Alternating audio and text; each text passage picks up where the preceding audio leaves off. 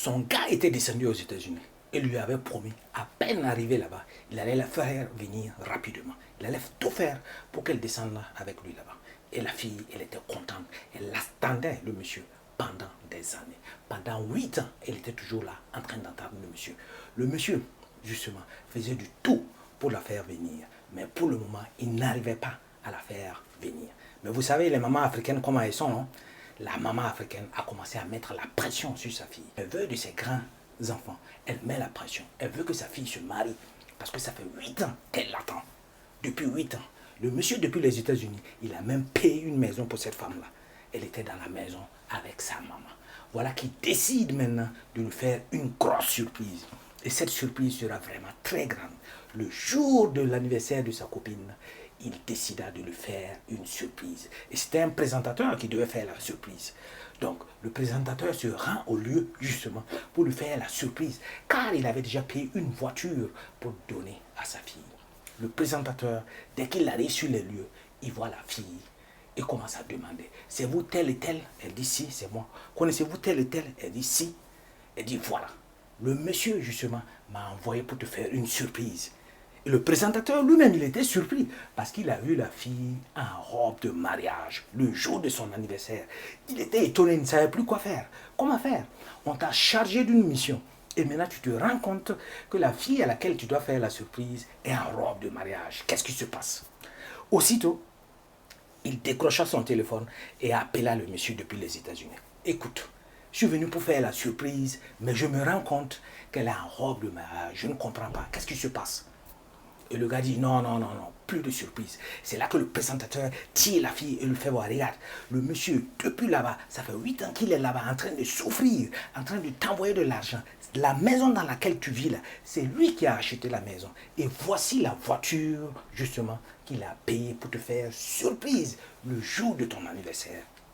Et la fille était là, en larmes, choquée. Elle a commencé maintenant à attaquer sa maman. C'est la maman qui l'avait poussée, mettant dans cette condition. C'est la maman qui chaque jour lui disait que ce monsieur-là n'allait jamais revenir.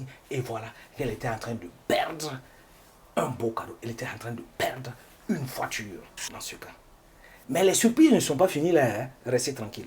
Il y a des surprises qui arrivent par la suite. C'est là maintenant que la fille commence à s'ouvrir en expliquant. Le monsieur, il m'a expliqué ce qu'il devait faire. Il m'a dit qu'il allait faire ce qu'on va appeler un mariage en blanc pour avoir les deux coups, pour avoir les baisses, pour avoir les sébets.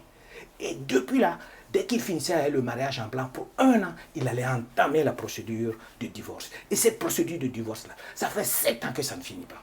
À tout moment que je lui demande, il dit non, la procédure de divorce ici, c'est très difficile. Il y a des papiers à faire ci, il y a des papiers à faire ça.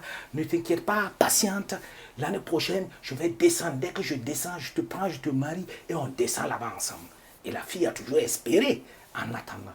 Mais ce divorce n'arrivait jamais. Elle avoue même que parfois, quand elle appelait le monsieur, elle a entendu des cris d'un enfant. Et quand elle essaie de confronter le monsieur en vidéo appel justement, le monsieur commence à lui raconter des histoires. Non, c'est ceci, c'est cela, c'est cela.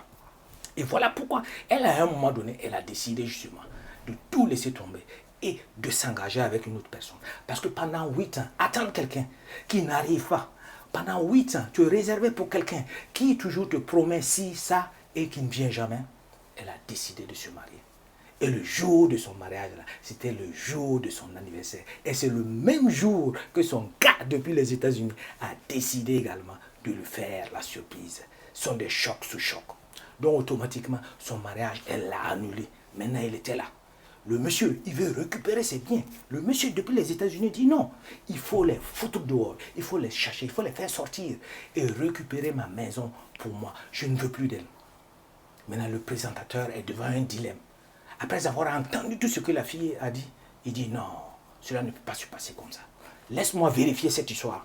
Parce que, en fonction de ce qu'il m'a dit, il ne m'a pas expliqué tout cela. Il prend son téléphone et appelle directement le monsieur depuis les États-Unis. Ouais, mon gars, est-ce que tu es marié? Le gars, il est là, tu sais, est-ce que tu es marié là-bas? Est-ce que tu es en train de faire une procédure de divorce? Non, tu sais, non. Ok, bon, c'est fini. Alors, le jour que tu vas descendre au pays, tu vas les faire mettre dehors. Tu vas les foutre dehors toi-même. Parce que moi, je ne peux pas le faire. Et je refuse de le faire. Ok, toi, Maintenant, il est en train de s'adresser à la fille. Toi, est-ce que tu sais conduire? Prends la clé. Prends la clé du véhicule. Malheureusement, la fille ne savait pas conduire. Mais sa maman sait conduire. Le présentateur remet les clés justement à la fille, à la maman de la fille. Prenez ça, c'est pour vous. Et la maison, retournez dedans, restez dedans. Parce qu'il les avait déjà enlevés. Hein. Il était venu avec quelques garçons. Là. Ils avaient traîné, et la maman et puis la fille, et puis il les avait foutus dehors. Il dit non, lui, il n'est pas d'accord pour faire ça. Pour lui, il a considéré que c'est une injustice. Et si vous, vous étiez à la place du monsieur, que ferez-vous? Est-ce que le présentateur a bien fait de remettre les clés et de les remettre dans la maison? La fille a-t-elle raison? Après 8 ans de sacrifice, après 8 ans, est-ce qu'elle a raison de vouloir se remarier? Et le gars qui se retrouve aux États-Unis qui est là-bas, quel est son plan? Si vous étiez justement à sa place, que ferez-vous? Laissez vos commentaires en bas. Laissez vos commentaires en bas. Dites-moi ce que vous pensez réellement par rapport à cette histoire. Et je vous dis à la prochaine.